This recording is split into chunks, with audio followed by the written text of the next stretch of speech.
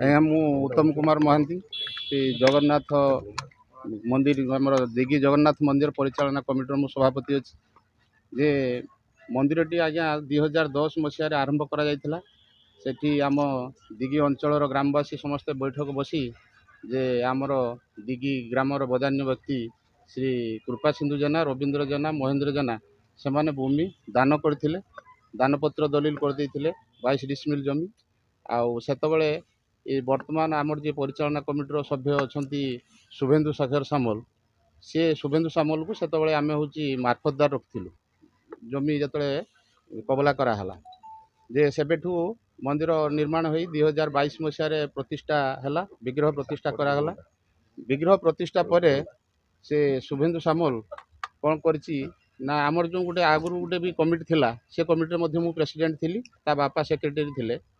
ସେ ଆମର ଆକାଉଣ୍ଟ ଥିଲା HDFC ଆଉ ଷ୍ଟେଟ୍ ବ୍ୟାଙ୍କ ଆଉ ଆମର ୟୁନିୟନ ବ୍ୟାଙ୍କର ଆକାଉଣ୍ଟ ଥିଲା। ସେ ଆକାଉଣ୍ଟର ବାରକୋଡ଼ ଆକାଉଣ୍ଟର ନ ଲଗେଇ ସେ ଆମର ଦାନ ବାକ୍ସ ବା ଯେଉଁଠି ଯେଉଁ ବାରକୋଡ଼ ଥିଲା ସେ ବାରକୋଡ଼କୁ ତା ସ୍ତ୍ରୀ ଆକାଉଣ୍ଟର ବାରକୋଡ଼କୁ ଆଣିକି ଲଗେଇ ଦେଇକି ସେ ପଇସା ତା ସ୍ତ୍ରୀ ଆକାଉଣ୍ଟକୁ ଗଲା। ଆମେ ଯେତେବେଳେ ଜାଣିବାକୁ ପାଇଲୁ ସେଥିରେ ଆମ ଭିତରେ ଟିକେ ବିଦ୍ରୋହ ଆରମ୍ଭ ହେଲା। ବିଦ୍ରୋହ ଆରମ୍ଭ ହେଲା ପରେ ସେ ଆସି ମାନ୍ୟବର ବିଧାୟକଙ୍କ ଶରଣାପନ୍ନ ହେଲା। ବିଧାୟକ ଡାକିକି ଗୋଟେ ଆମକୁ 14 ଜଣିଆ ପରିଚାଳନା କମିଟି ଗଠନ କରିଦେଇଥିଲେ। ସେ ପରିଚାଳନା କମିଟିର ସିଏ ବି ମଧ୍ୟ ସଭ୍ୟ ଥିଲା, ତା ସାନ ଭାଇ ସଭ୍ୟ ଥିଲା। କିନ୍ତୁ ବର୍ତ୍ତମାନ ସେ ମାନେ କମିଟି ପରିଚାଳନା କଲା ପରେ ଶାନ୍ତି ଶୃଙ୍ଖଳା ସହିତ ନୀତିକାନ୍ତି ଅନୁଯାୟୀ ଏଠି ମନ୍ଦିର ପରିଚାଳନା ଚାଲିଛି। ପୁରୀରୁ ପଣ୍ଡିତମାନେ ରହିକି ପୂଜା ଅର୍ଚ୍ଚନା କରୁଛନ୍ତି। କିନ୍ତୁ ସେ ବିଭିନ୍ନ ସମୟରେ ତାକୁ ସେଟା ସୁହାଯାଉନି ବୋଲି ସେ ବିଭିନ୍ନ ସମୟରେ ଯେହେତୁ ମାର୍ଫତଦାର ଥିଲା, ସେ କହୁଛି ମନ୍ଦିର ମୋର। ଏମିତି ବିଭିନ୍ନ ସମୟରେ ବିଭିନ୍ନ ପ୍ରକାର ଅପ୍ରୀତିକର ପରିସ୍ଥିତି ସୃଷ୍ଟି କରୁଛି। କିଛି ହରିଜନ ପିଲାଙ୍କୁ ଆଣିକି ସେଠି ଗଣ୍ଡଗୋଳ କରାଉଛି, କରେଇକି ବାରମ୍ବାର ଆମ ନାଁରେ FIR କରୁଛି। ଥାନାରେ ବି FIR ନହେଲେ ନେଇକି କୋର୍ଟର କେସ୍ କରାଉଛି। ଏବଂ ସିଏ କହୁଛି ଯେ FIR ଲେଖୁଛି ମୋର ଏଟା ବ୍ୟକ୍ତିଗତ ମନ୍ଦିର, ମୋ ନିଜସ୍ୱ ଜାଗା, ନିଜସ୍ୱ ଜମି, ମୋ ନିଜସ୍ୱ ପଇସାରେ ମୁଁ ନିର୍ମାଣ କରିଛି। କିନ୍ତୁ ଏ ଭଦ୍ରକ ବାଲେଶ୍ୱର ଏ ଦୁଇଟା ଜିଲ୍ଲାର କେଉଁ ଅଞ୍ଚଳରେ ଜଣେ ଲୋକ ସେଠି କିଛି ଦାନ ନ କରିଛି, ସାଧାରଣ ଜଣେ ଗରିବ ଲୋକଟେ ଗୋଟେ ଭତ୍ତା ପାଇକି ବି ମାସରେ ବୋଲି ଆମ ନାଁରେ ବାରମ୍ବାର ସୋସିଆଲ ମିଡ଼ିଆରେ ଆଜ୍ଞା ସେ ମିଥ୍ୟା ଅଭିଯୋଗ ଆଣୁଛି। ତେଣୁ ଆମେ ଚାହୁଁଛୁ ପ୍ରଶାସନ ତରଫରୁ ଆମେ ଚାହୁଁଛୁ ଆମର ଯେଉଁ ମାନ ସମ୍ମାନ ହାନି ହେଉଛି, ଆମେ ମଧ୍ୟ ଜଣେ ଲୋକପ୍ରତିନିଧି ବି ଆମେ ଅଛୁ। ବାରମ୍ବାର ସୋସିଆଲ ମିଡ଼ିଆରେ ଜାଣିବା ଦ୍ୱାରା ଲୋକମାନେ ଆମର ସମ୍ମାନ ପ୍ରତି ଆଞ୍ଚ ଆସୁଛି। ତେଣୁ ଆମେ ପ୍ରଶାସନକୁ ତରଫରୁ ନିବେଦନ କରୁଛୁ ତା ଉପରେ ଗୋଟେ ଦୃଢ଼ କାର୍ଯ୍ୟାନୁଷ୍ଠାନ ଗ୍ରହଣ କରାଯାଉ। ଜୟ ଜଗନ୍ନାଥ। ମୁଁ ହେଉଛି ଦିଲ୍ଲୀପ କୁମାର ଜେନା। ମୁଁ ଶ୍ରୀ ଜଗନ୍ନାଥ ପରିଚାଳନା କମିଟିର ଜଣେ ସଦସ୍ୟ ଅଛି। ଆମେ ଏଇଥିପାଇଁ ସାମ୍ବାଦିକ ସମ୍ମିଳନୀ ଡାକିଛୁ ଯେ ମହାପ୍ରଭୁ ହେଉଛନ୍ତି କୋଟି ଓଡ଼ିଆଙ୍କର ପ୍ରାଣ।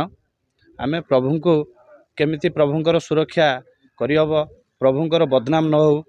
ଠାକୁର ମନ୍ଦିର ଏଠି ଦିଘିରେ ତିଆରି ହେଇଛି, ଏଇଟା ସାରା ଓଡ଼ିଶାରେ ପରିଚିତ ହେଇସାରିଲାଣି।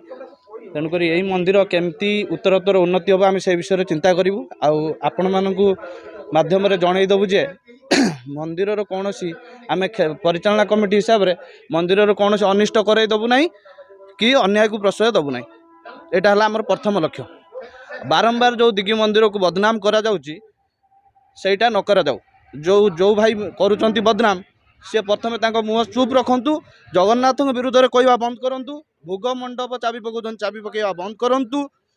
ପୁରୀର ପଣ୍ଡିତମାନେ ସୁଚାରୁ ରୂପେ ନୀତିକାନ୍ତି ସମୟ ଅନୁସାରେ କରାଯାଉଛି, କିନ୍ତୁ ବାରମ୍ବାର କମ୍ପ୍ଲେନ୍ କରାଯାଉଛି ଯେ ନୀତିକାନ୍ତି ଠିକ୍ସେ ହେଉନି। ଆଜ୍ଞା ନୀତିକାନ୍ତି ଠିକ୍ସେ ହେଉଛି। ଆମେ ସେ ବିଷୟରେ ଭଲସେ ଧ୍ୟାନ ରଖିଛୁ। ଆମେ ମହାପ୍ରଭୁଙ୍କର ସେବାରେ ଅଛୁ। ଆମେ ମହାପ୍ରଭୁଙ୍କର କିଛି ଅନିଷ୍ଟ କରାଇଦେବୁ ନାହିଁ। ଏହା ହେଲା ଆମର ଦାବି। ଆଉ ଯିଏ ଏହାକୁ ବିରୋଧ କରିବ ଆମେ ତା ବିରୁଦ୍ଧରେ ସ୍ୱର ଉତ୍ତୋଳନ କରିବୁ। ଶୁଭେନ୍ଦୁ ସାମଲ MLA ପାଖରେ ପହଞ୍ଚିଥିଲେ। MLA ସମସ୍ତଙ୍କୁ ଡାକି ଗୋଟେ ବସିଥିଲେ।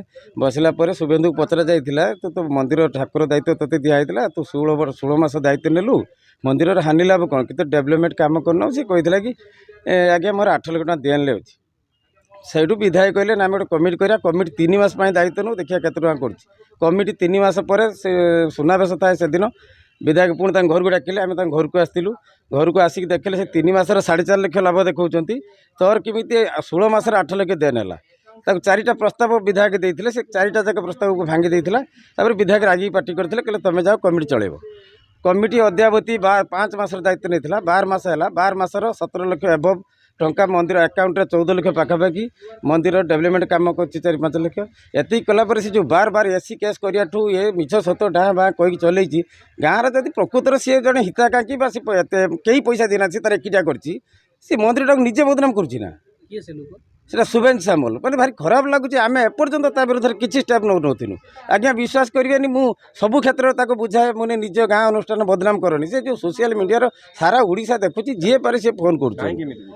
তার মুখ্য উদ্দেশ্য যে মন্দিরর সমস্ত বিধায়ক সে সেম কথা কইଥିଲା যে এমানে পড়ান্তু, মু ওয়ান ম্যান কি চলিবি, মন্দির মোর কিমিতি মন্দির তোর।